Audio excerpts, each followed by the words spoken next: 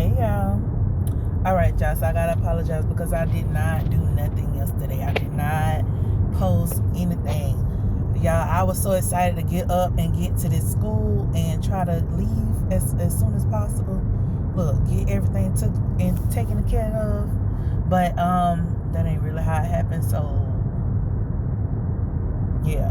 But it was a good day yesterday. I'm not gonna lie to y'all. All my stuff was taken care of as soon as I hit the door. Look, I was waiting on y'all at the door. But I had a good day yesterday. I ain't really got nothing to say because I kind of went and took a nap and had some amazing sleep. The nap wasn't a nap. Look, I was not napping. I was sleeping, honey. And it was everything. It was everything to me. Ain't that how Monica said? Ooh. She took that off that lady. Ooh. Y'all. Anyway, today, me and my mom are going to the store. We're going to, what's the place called? Restaurant Depot. I don't know if y'all been in Restaurant Depot. It's kind of like Sam's, but not. It's kind of like Costco's, but not. You know, everybody got their own little version. But we finna go there and see what they got. I don't know what else I was gonna say. I didn't come on here to talk about that in the first place. Oh, I guess because it led with all of that, you know. I was thinking about family. So I was finishing up my notes for my class. And so in class for the next 3 weeks, we're going to be talking about family pretty much, and like your family values and different stuff like that. And the last week we wound up canceling. There was a lot of stuff going on. So this is week 8, which was supposed to be last week. But I just kind of went over it to kind of make sure. I don't know if y'all do that, but I like practice to myself to make sure like my notes match my slides. Because everything pretty much was done. I be wanting to put that last little razzle dazzle. I told y'all about that once before. I be wanting to put that last little razzle dazzle, but it wasn't a whole lot of razzle or dazzle for me to add to it. But at least for me to just make sure everything adds up. Because as y'all can tell, your girl kind of get a little all over the place.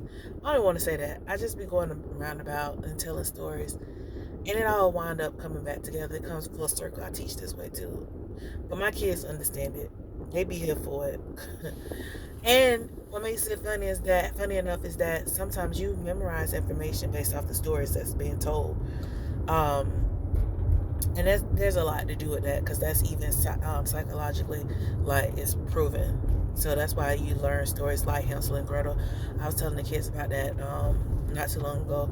Like in African traditions, they would tell stories in order for you to understand the social constructs, or, you know, different things that you're supposed to pull from it, giving you different ideas of archetypes and this, that, and the third. So I told y'all like a couple days ago, not weeks ago, I think it was Sunday, that I was going to start doing these 30-day processes, which I was going to talk about different archetypes and different pieces of literature, also talking about spirituality, because these are things that I do, right? I deal with excuse me, I deal with mindset, I deal with spiritual growth, I deal with language and language arts, like the arts. That's what I teach during the day, which it all is together.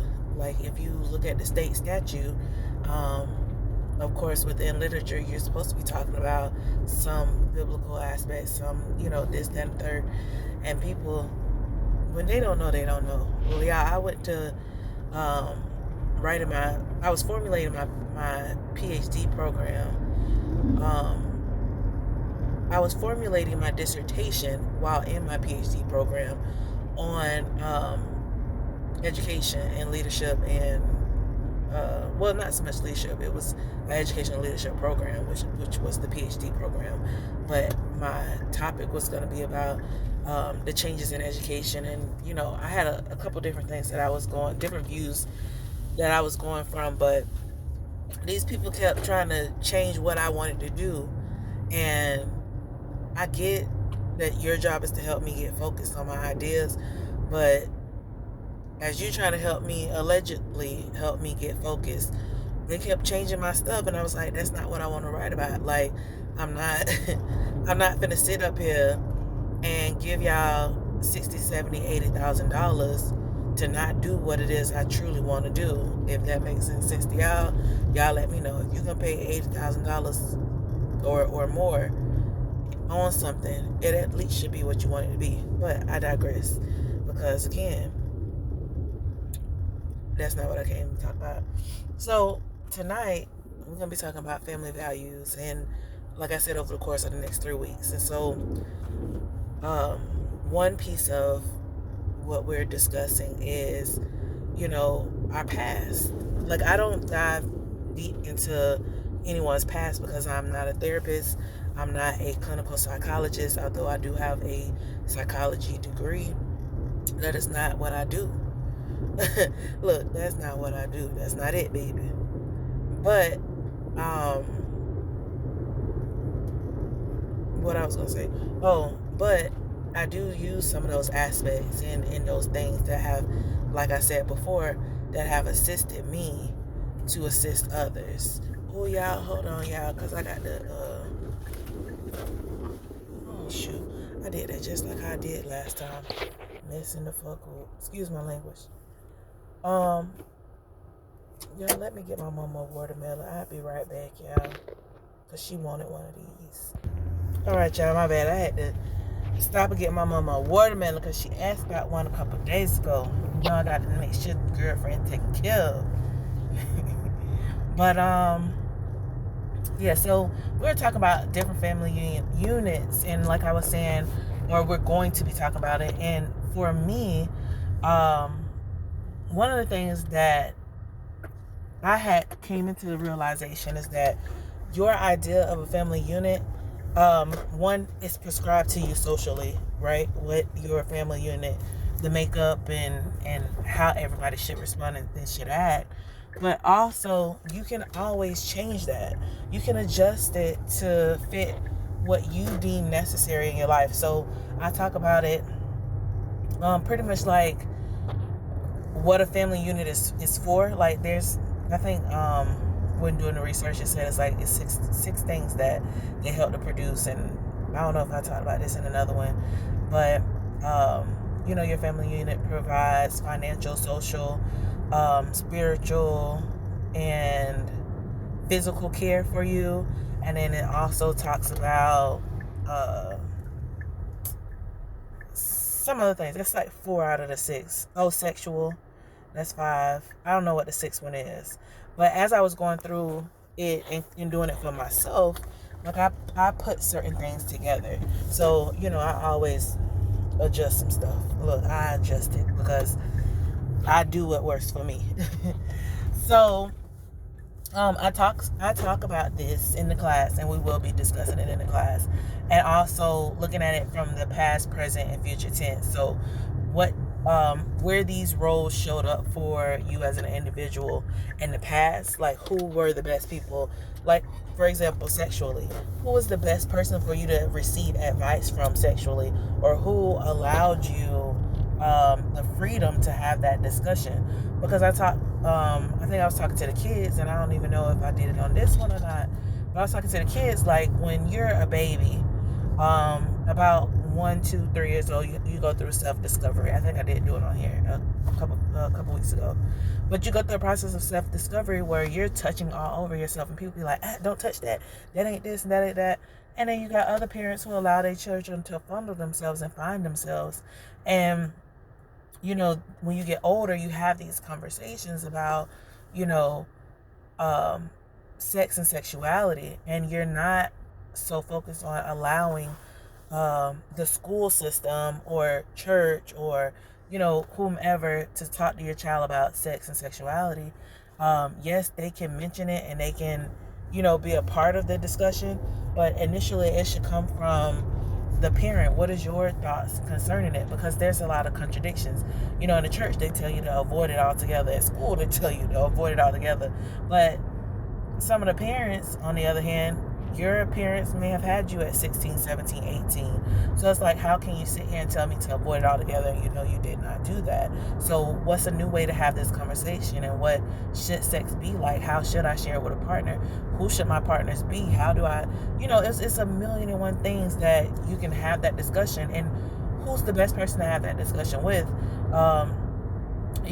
For a guy, the mom may have a small talk with him, but the conversation that he has with his father, his uncles, or whomever, it may be a little bit different.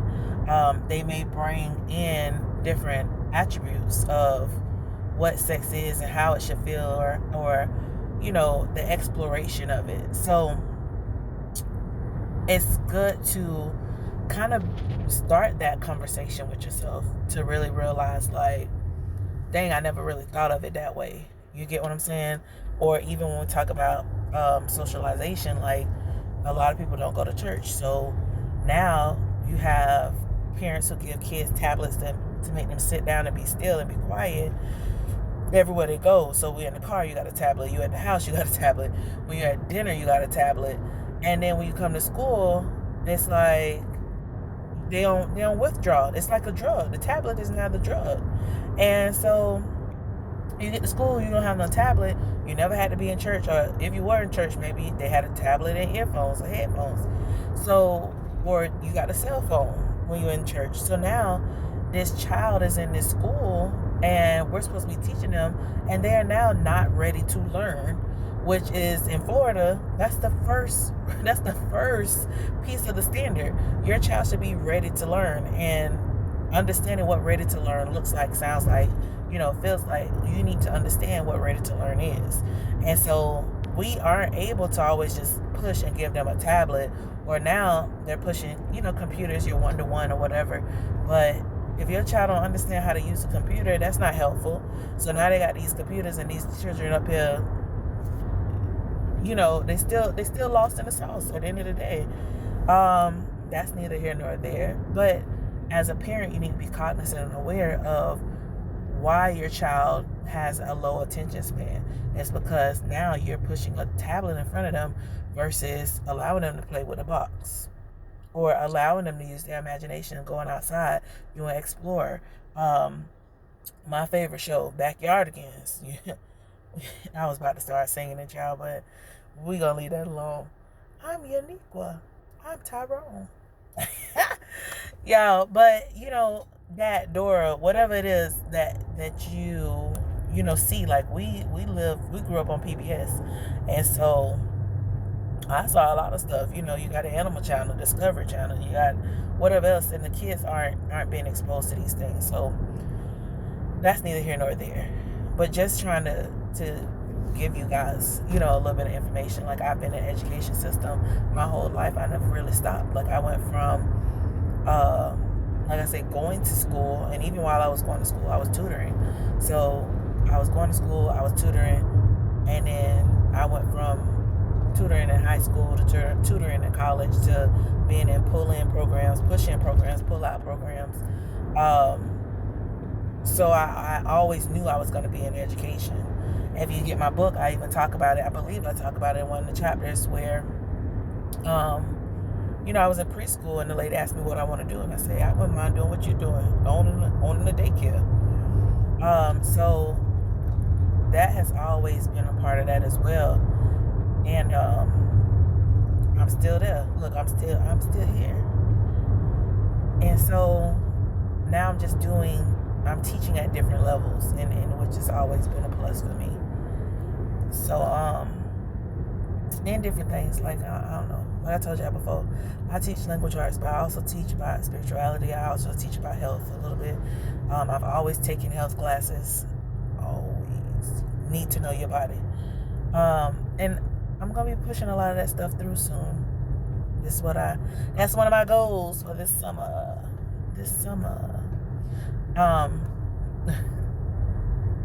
But like I said, going back to it, the family dynamic.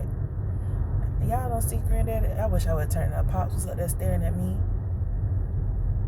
Y'all better tell Pops I'm here for the foolishness. Y'all don't mind me. I'm such a goofball sometimes. But yeah, so we were just talking about these different things, and we're gonna be talking about it in my course.